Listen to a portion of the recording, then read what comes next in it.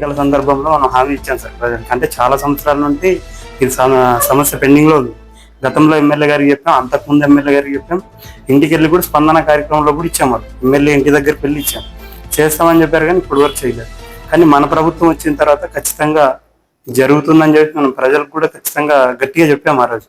ఎంతసేపు అది తొందరలో చేస్తామని చెప్పేసి చెప్పాను. కానీ ఇప్పటిదాకా సాగు చేస్తున్నారు. ఈ ఏడాది అయినా సాగు తప్పనిసరిగా ఆపాలని చెప్పేసి చెరువు సాధన కమిటీ పాండవగల ప్రజలందరూ కూడా కోరుతున్నారు. అది ఖచ్చితంగా ఈసారి ఆపగలము అనేటువంటి నమ్మకం ప్రజల్లో ఉంది. తప్పనిసరిగా ఇది ఆపాలి. కోర్టులో కేసు పెండింగ్ ఉంది. ఆ పెండింగ్ లో ఉన్నటువంటి కేసు ఇప్పటిదాకా మీరు చూస్తూనే ఉన్నారు. గ్రీవెన్స్ లో కూడా మనం 3 సార్లు ఇచ్చాం, మీరున్నప్పుడు 2 సార్లు ఇచ్చాం.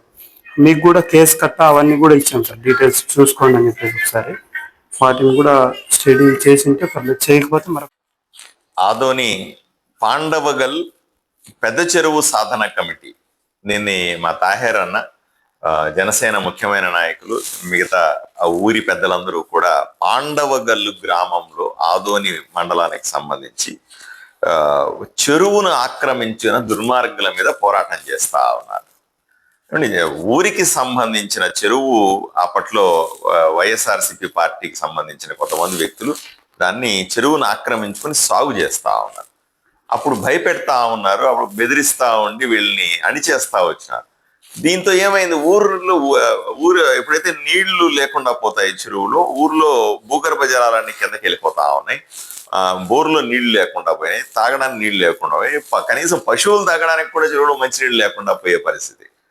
వీళ్ళు పోయి దాన్ని కంప్లైంట్ చేస్తే దాని మీద ఏదో కోర్టు కేసు. అది ఈ ఊర్లో చాలా సహజంగా ఏంటంటే ఆక్రమించుకుంటారు, దాని మీద ఏదో కేసు వేసేస్తారు, కేసులో ఉంది అని అధికారులంతగా తప్పించుకొని తిరుగుతూ ఉంటారు. ఇదే జరిగింది ఇక్కడ కూడా. అయ్యా, ఊరికి సంబంధించి, వ్యక్తిగతం కూడా కాదు, ఊరికి సంబంధించిన సమస్య, దీన్ని తీర్చాలని వాళ్ళు గట్టిగా కోరుకుంటారు. ఎన్నికల సందర్భంలో కూడా నేను పాండవగలికి వెళ్ళినప్పుడు కానీ చాలా సందర్భాల్లో మేము, తాహేర్ గారు, మా జనసేన నాయకులు, కూటమి నాయకులందరూ కలిసి ఈ సమస్యను పరిష్కరిస్తామని చెప్పున్నాం. దీనికి సంబంధించి నేను అయిన వెంటనే కూడా ఉత్తరం కూడా రాశాను. కలెక్టర్ గారు ఒక లెటర్ రాసి, ఏమంటే ఈ సమస్యను పరిష్కరించండి, ఈ కోర్టు కేసులు తెగవు అంటే ఫస్ట్ అక్కడ వ్యవసాయం చేయడం ఆపండి. చెరువులో వ్యవసాయం చేయడం ఏంటండి? ఫస్ట్ ఆ చెరువుని ఆక్రమించుకున్న వాళ్ళకి ఏదైనా కోర్టు కేసులు ఉంటే అది గెలిచిన తర్వాత వచ్చి దాన్ని తీసుకోమని చెప్పండి. అప్పటిదాకా అక్కడ ఊరి చెరువుగా ఉంచండి, నీళ్లు నిలబడతాయి. అక్కడ వర్షాకాలం వచ్చే నెల వర్షం పడే పరిస్థితి ఉంది.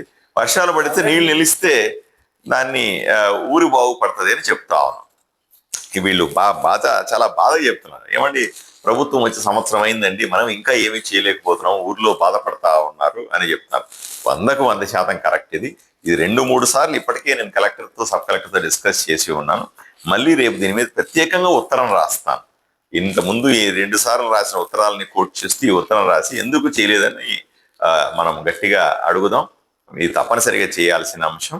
లేదంటే దాన్ని ఎలాగా పోట్లాడాలన్నది మేము నాయకుల మధ్య చర్చించుకొని ప్రజల వైపు నిలబడి ఈ చెరువును ఎట్లయినా సరే కాపాడుకునే ప్రయత్నం చేస్తాం. ఇంకోటి ఏముందండి సార్, ఎలక్షన్లు వచ్చినప్పుడు చిన్న పనే అన్నాం మనం అందరు సమక్షంలో. ఇప్పుడు అయిందా అని ఎగతాలు చేసి మాట్లాడే వాళ్ళు ఉన్నారు. అందుకోసమే మాకు ఈ సంవత్సరమైన పంటను ఆపితే మనం అనుకున్న దానికి కొంచెం చెరువు కాగలుగుతాం. 30 సంవత్సరాల నుంచి పోరాటం సార్. పాండవగలకు సంబంధించినటువంటి ఈ సమస్య చిన్నదే అనుకుని మనం హామీ ఇచ్చాం. కానీ ఇది చూస్తే ఇప్పటికి కూడా సంవత్సరం అయింది, పూర్తి కాలేదనే బాధను వ్యక్తం చేస్తా ఉన్నారు. వీటిని తప్పనిసరిగా మనం ముందుకు తీసుకుపోవాల్సిందే. చిన్నదైనా పెద్దదైనా, ఎంత చిన్న పామైనా సరే పెద్ద కట్టతో కొట్టాల్సిందే, దాంట్లో ఇంకేం అనుమానమే లేదు. ఎందుకంటే మనం నిలబడాలి, ప్రజల వైపున నిలబడితేనే ఈ సమస్యలు పరిష్కారం అవుతాయి. ఈ సంవత్సరం అధికారులతో ఒత్తిడి తీసుకొచ్చిన సాగును ఆపే ప్రయత్నం చేయగలుగుతుంది. అతనికి ఎటువంటి హక్కు లేదు. ఎవరైతే కోర్టు కేసు తెచ్చుకున్నాడో కోర్టు కేసులో కానీ కోర్టు పేపర్లలో కానీ ఎక్కడా కూడా అతను సాగు చేసుకోవచ్చు అని ఏమీ లేదు. లిటిగేషన్ చెప్పినది ఈ ఊర్లో ప్రతి ఒక్కడు పోయి ఎవడదో ఇప్పుడు ఈయన అన్నాడు అనుకోండి, ఈయన పొలాన్ని ఆక్రమించుకుంటాడు, ఆక్రమించుకొని ఈయన పోయి కోర్టుకు పోయి ఏదో పేపర్ తెస్తాడు, ఆ కోర్టులో ఉంది తిరుగుతూ ఉంటాడు. పాపం ఆయనకు అట్లా కోర్టులో ఉంది, ఆయన జీవితం గడిచిపోద్ది.